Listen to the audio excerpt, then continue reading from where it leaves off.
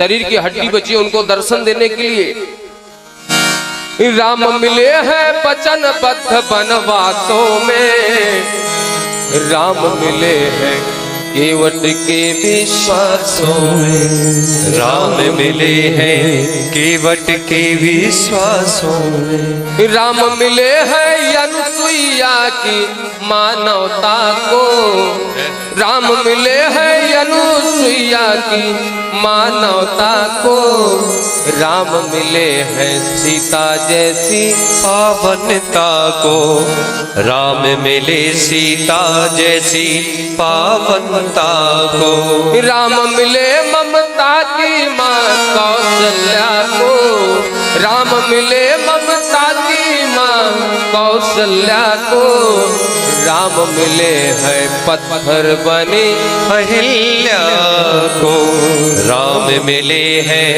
पत्थर बनी अहिल्या को, राम नहीं मिलते मंदिर के फेरों में, राम नहीं मिलते मंदिर के फेरों में, मंदिर में गए घर मन तो आपका घर में बैठा हुआ है राम कहाँ से मिले? राम नहीं मिलते मंदिर के फेरों में, राम मिले हैं सबरी के झूठे मेरों में, राम मिले सबरी के झूठे मेरों में। बोल रामचंद्र महाराज की जय हो। जयकारी थोड़ी धीरे लगी, ऐसा बोलो ताकि वहां तक आवाज पहुंचे। बोले राजा रामचंद्र महाराज की, दशरथ जी महाराज की, लक्ष्मण जी महाराज की, भरत जी महाराज की, शत्रुघ्न महाराज की जय श्री राम। सुखदेव जी महाराज सूर्यवंश के बाद चंद्रवंश में चंद्रवंश का वर्णन करते हैं। चंद्रवंश में अनेक राजा हुए, अथात सूर्यताम राजन वंश सोमस्य पावन यस्मिन्नैलादयो भूपाः कीर्तयन्ते पुण्य कीर्तयः। अनेक राजा हैं और सभी राजों के पुण्य कार्यों का यदि हम वर्णन करें तो पूरा जीवन समाप्त हो जाएगा, वर्णन नहीं हो सकता। अयाती जी महाराज के धर्म का वर्णन किया, जो अपने पुत्र का युवावस्था लेकर के भोग विलास के 100 वर्ष तक, लेकिन उनको तृप्ति नहीं मिली। अंत में उपदेश किया कि यह जीव यदि चाहे कि मरते दम तक हमारे जिह्वा को, हमारी आंख को, हमारी कान को, हमारे त्वचा को तृप्ति मिल जाए तो नहीं मिल सकती। इसलिए कल का इंतजार न करो, आज से ही भगवान का भजन करो, आज से ही भगवान में लग जाओ। ऐसा नहीं कि 50 वर्ष तक चलो हम ऐश करते हैं, खाते पीते हैं, मन मौजी के हिसाब चलते हैं, इसके बाद भजन करेंगे, जो संभव नहीं है, जो संभव नहीं। बुढ़ापे में चिंता भी ज्यादा होती है, परेशानी भी ज्यादा होती है, दुर्गति भी ज्यादा होती है। इसलिए कभी बुढ़ापे में भजन करने के लिए मत बैठना, भजन करना हो तो अभी करो, समय निकल जाएगा तो पछताने के सिवा कुछ हासिल नहीं होगा। इसलिए ये जो शरीर की इंद्रियां हैं उसको आज से ही अपने बस में करके चलो, इंद्रियों के बस में होकर के आप लोग चलिए।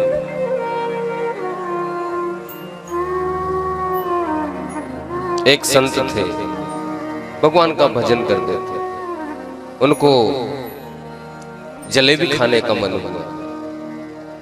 बाजार से निकल रहे थे, देखा ताजा ताजा जलेबी बना हुआ है।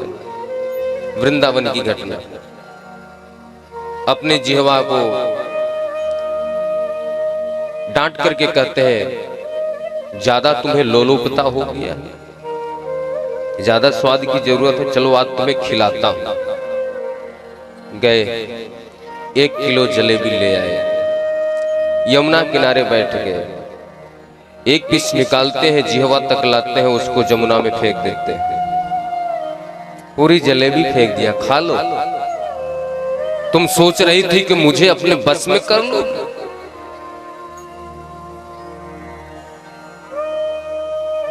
रसना रसना से कह रहे, जिह्वा से कह रहे, तुम सोच रही थी मुझे अपने बस में कर लोगी।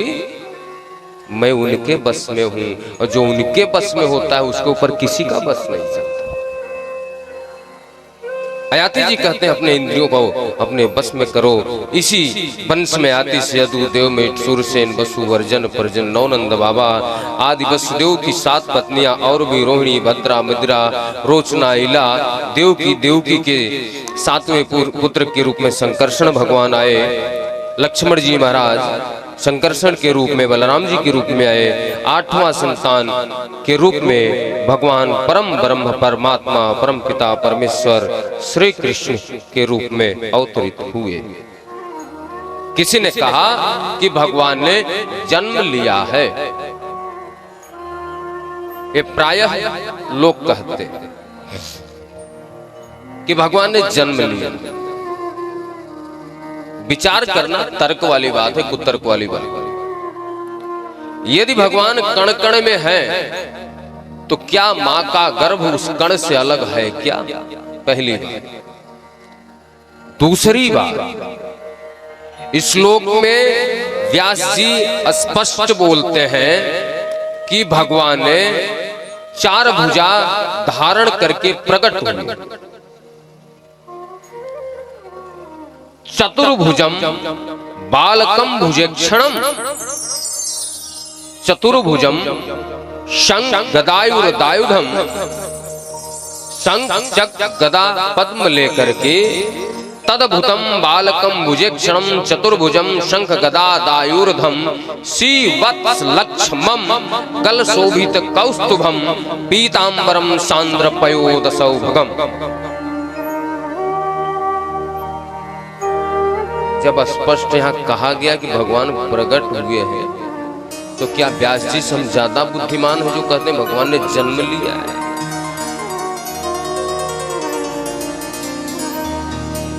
देवकी मैया का ब्याह करके कंस विदा कर रहा है। आकाशवाणी हो गई, अरे मूर्ख, जिस बहन को तू विदा कर रहा है इसका 8वां गर्भ तेरा काल होगा।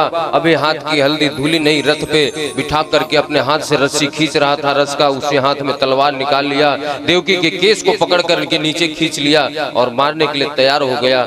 वसुदेव जी कहते हैं, राजन, सुरईर भवान यशस्कर, आप इतने बड़े राजा, यशवान राजा, एक स्त्री की हत्या करने जा रहे हैं, आपको शोभा नहीं दे? अरे आपने सुना नहीं इसका 8वां गर्भ, 8वां बेटा बेटी नहीं कहा गया, अष्टमो अष्टम अष्टमो गर्भ, 8वां गर्भ कहा गया। सुना नहीं इसका 8वां गर्भ मेरा? अरे महाराज आप क्यों चिंता करते हो, इसके जितने संतान होंगे मैं आपको ला करके दे दूंगा। इसके बावजूद अपनी बहन को उसके पति के साथ कारागार में बंद कर दिया। 1 बच्चा, 2 बच्चा, 6 बच्चों को मार दिया। 7वें में बलराम जी पहले आ गए। लक्ष्मण जी बलराम जी के रूप में पहले आ गए। भगवान ने अपनी योग माया से उनको देवकी के गर्भ से उठा करके रोहिणी के गर्भ में प्रस्थापित करवाया, जिस कारण पृथ्वी मंडल पे सारी देवियां पूजी जाती हैं। वो चाहे वैष्णो माता हो, काली माता हो, दुर्गा माता हो, कोई भी देवी हो, भगवान की सब योग माया है। भगवान ने कहा यदि आप मेरे कार्य में सहायता करते हैं तो आप पृथ्वी मंडल पे पूजी जाओ।